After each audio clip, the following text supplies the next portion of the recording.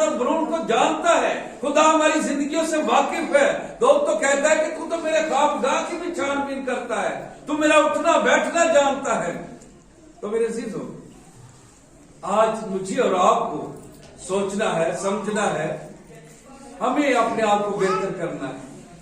یہ 2021 سال خدا نے ہمیں دیا ہے کہ خدا کا فضل ہے، خدا کی مہربانی ہے، خدا کی عظیم محبت ہے، اور ہمیں اس میں چلنا ہے اور اس کی اس عظیم محبت کو جانتے ہوئے اپنے آپ کو محبت سے بھرنا ہے، تاکہ یہ اس کی مہربانی ہے، اس نے ہمیں رکھا ہے، اس لیے رکھا ہے تاکہ ہم دوسروں کے لیے برکت کا باعث بنے۔ خدا اگر کسی کو بلیس کرتا ہے وہ اس لیے کرتا ہے کہ دوسرے بھی اس کے وسیلہ سے برکت پائیں۔ اگر آپ کی برکت آپ تاکہ ہی محدود ہے تو میرے عزیزوں اس برکت کا کوئی فائدہ نہیں ہے، اور برکت کا جو لغوی مطلب ہے وہ ہے بڑھنا۔ جب برکت بڑھ نہیں رہی ہے تو وہ برکت نہیں ہے، وہ برکت نہیں ہے۔ وہ برکت اگر مجھ میں برکت نہیں بڑھ رہی ہے، آپ کو برکت نہیں مل رہی ہے، تو مجھ میں کوئی برکت نہیں ہے۔ تو میرے عزیزو، برکت کا مطلب ہے بڑھنا ہے۔ ہم نے مسیح یسو میں بڑھنا ہے، ہم نے اچھے کاموں میں بڑھنا ہے، ہم نے اچھے کردار میں بڑھنا ہے، اچھی خوبیوں کے ساتھ بڑھنا ہے، ہم نے محبت میں بڑھنا ہے، ہم نے آگے بڑھنا ہے، تاکہ جب یہ چیزیں ہماری زندگی میں نمایاں ہوں تب لوگ واقعی جانے اور کہیں کہ واقعی یہ مسیح کے لوگ ہیں، یہ یسوع کے پیروکار ہیں۔ میرے عزیز، ہم ایک اور حوالہ تلاوت کریں گے، اور یہاں پہ تو ہم نے دیکھا کہ مقدس پولس رسول صاحب میں مشہور ہو گیا، اس کا کردار مشہور ہوا، اس کی زندگی مشہور ہوئی، اس کی گواہی مشہور ہوئی۔ اور 14ویں آیت کو بھی میں آپ کے لیے پڑھ دیتا ہوں، اور جو خداوند میں بھائی ہیں ان میں سے اکثر میرے قید ہونے کے سبب سے دلیر ہو گئے اور بے خوف ہو گئے۔ ہلیلویا۔ پولس رسول کہتا ہے کہ جو خداوند میں کیا ہے، میرے بھائی ہیں، ان میں سے اکثر میرے قید ہونے کے سبب سے کیا ہو گئے ہیں، دلیر ہو گئے ہیں۔ ہلیلویا۔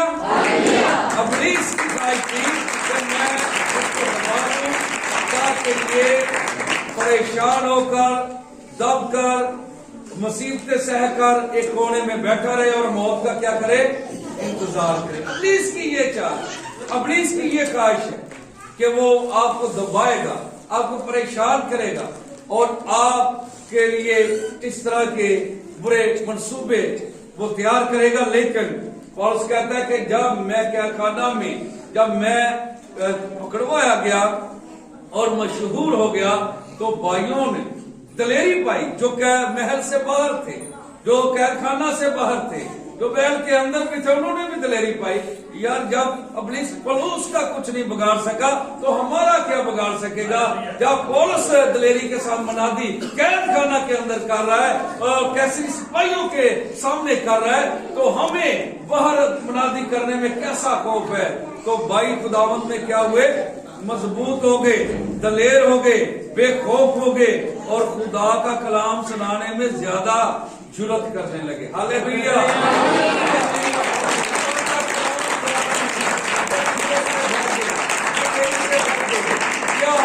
میرا کردار یا آپ کا کردار اس بات کا ثبوت دیتا ہے کہ آپ کے وسیلہ سے دوسرے لوگ دلیر ہو جائیں، آپ کے وسیلہ سے دوسرے لوگ جرأت مند ہو جائیں، دوسرے لوگ بے خوف ہو جائیں اور خداوند کی محبت کو پھیلانے والے بن جائیں۔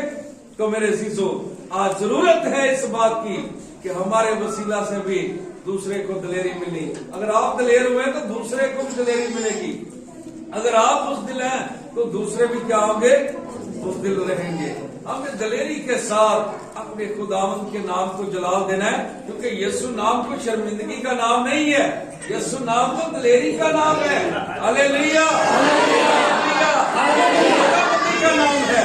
ہمیں کہیں پر بھی شرمندہ نہیں ہونا ہے۔ ہمیں کوئی کہہ رہا ہے، ہمارا نام پوچھ رہا ہے، بتائیں ہم مسیحی ہیں اور اس کے فالوور ہیں، اور میرے عزیزو دلیری سے بیان کیا کیجئے، کیونکہ آپ کا جو خداوند ہے، آپ جس کے فالوور ہو، وہ کوئی نبی نہیں ہے، وہ کوئی عام शख्स भी नहीं है, वो कोई मुजद्दद नहीं है, वो कोई आलम भी नहीं है, बल्कि वो क्या है? उसे बताएं कि वो कायनात का खालिक और मालिक है, उसके आगे तीनों जहानों के घुटने टिकते हैं। हालेलुया। तो ये दिलेरी आप जब लेकर चलेंगे, आप किसी मैदान में भी कभी किसी के आगे शर्मिंदा नहीं होंगे। तो मेरे अजीजों, फिर भाइयों ने क्या की? जो महल के बाहर थे उन्होंने भी दिलेरी पाई। उन्होंने कहा हम भी जुर्रत के साथ मुनादी करेंगे।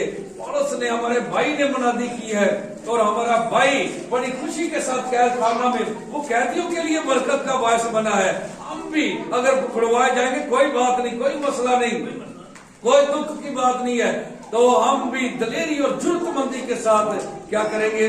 मुनादी करेंगे। और कलाम फरमाता है कि वो जुर्रत के साथ खुदा के कलाम को सुनाते रहे। हालेलुया। अगर आप सोचिए, अगर वो खुदा के सुर में वहां पर ही इब्लीस के हाथों शिकार होकर, दब कर, परेशानियां उठाकर, दुख उठाकर वहां पर खत्म हो जाते, तो मेरे अजीजों कैसे हम तक कलाम पहुंचता? ये आज उनकी दलेरी का समर है, ये फल है उनकी दलेरी का। हम सब ने उन्हीं के वसीला से क्या की है? बरकत पाई है। उन्होंने अपना खून दे दिया, उन्होंने अपनी जानें दे दी, थप्पड़ खाए, बैठ खाए, जो कुछ भी हुआ उन्होंने सब कुछ अपने ऊपर सहने होने दिया और उन्होंने खुदावंद के नाम को जलाल दिया। और आज पूरी दुनिया के अंदर यीशु मसीह के फॉलोअर सारी दुनिया में सबसे बढ़कर। हालेलुया।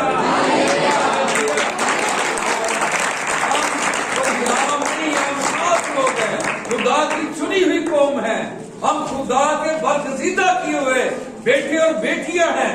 हालेलुया। और रोमियो के खात 8वें बाब की हम 28वें आयत को देखें।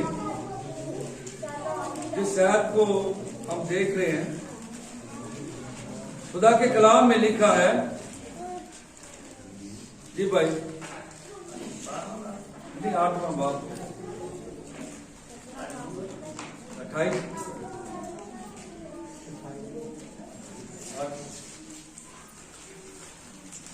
और हमको मालूम है कि सब चीजें मिलकर खुदा से मोहब्बत रखने वालों के लिए भलाई पैदा करती हैं, यानी उनके लिए जो खुदा के इरादा के मुआफिक बुलाए गए। आमीन। आमीन। क्या लिखा है? और हमको मालूम है कि सब चीजें मिलकर खुदा से मोहब्बत रखने वालों के लिए क्या करती है? भलाई पैदा करती है, यानी उनके लिए जो खुदा के इरादा के मुआफिक क्या किए गए हैं? बुलाए गए हैं। हालेलुया। तो हम इस बात को सीख रहे हैं और यहाँ पे हर शख्स ये कहेगा कि सब चीजें मिलकर खुदावंद से मोहब्बत रखने वालों के लिए भलाई पैदा करती हैं। लेकिन मेरे अजीजों, जो खास बात है, जो अहम बात, वो ये है कि ये उनके लिए जो खुदा के इरादा के मुवाफिक जो लोग हैं, जो खुदा के इरादा को पूरा करने वाले लोग, जो खुदा की मर्जी को पूरा करने वाले लोग, उनके लिए सारी चीजें क्या होंगी? मिलकर भलाई पैदा। खुदा कभी भी मुसीबत में डालकर आपको भलाई पैदा नहीं करेगा।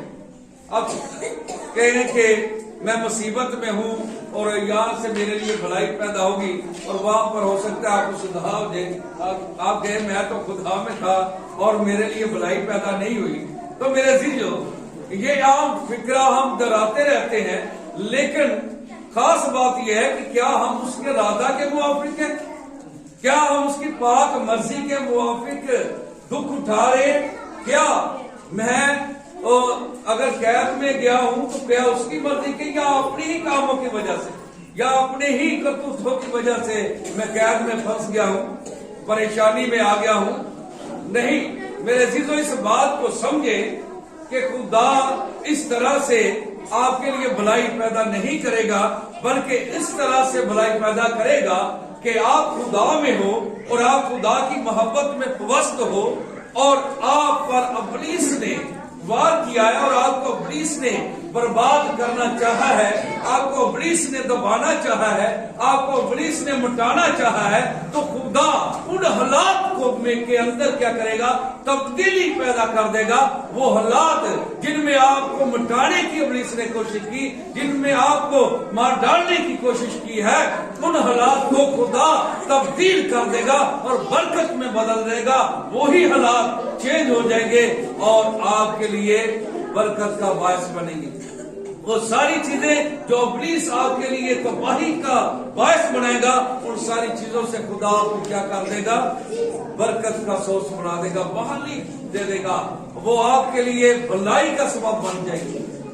تو میرے عزیز بہن اور بھائیوں, ہم اس بات کو سمجھیں کہ خدا کے ارادہ کے موافق ہم کام کر رہے ہیں. کیا یہ کام ہم اپنی من مانی سے کر رہے ہیں؟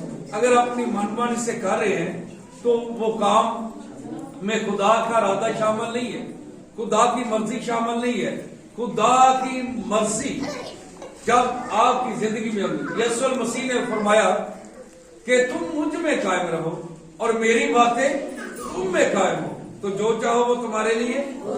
تو پھر حالات کیا معنی رکھتے ہیں؟ حالات کیوں نہ بدلیں گے؟ ساری چیزیں مل کر آپ کے لیے, کیونکہ یہ کائنات کا خالق کون ہے؟ آپ کا خداوند یسوع المسیح ہے. کائنات کو تخلیق کرنے والا جب وہ ہے تو یہ کائنات ساری اس کی ہے, اور یہ ساری کائنات پھر آپ کے لیے کیا کرے گی؟ بھلائی پیدا کرے گی. ہاللیلویا, ہاللیلویا. آپ چاہتے ہیں کہ آپ کے لیے بھلائی پیدا ہو. یہ ساری چیزیں, یہ آفتے, یہ پرابلم, یہ غربت, یہ مسائل, یہ ساری چیزیں آپ کے لیے برکت میں بدل جائیں, تو خدا کے ارادہ کے مطابق ہمیں اپنی زندگی کو گزارنا ہے. اس کی پاک مرضی کے مطابق زندگی گزارنی ہے, تاکہ ہم ہر طرح کے حالات میں خوش و خرم رہیں اور خدا کے نام کو جلاؤ. خدا آپ سب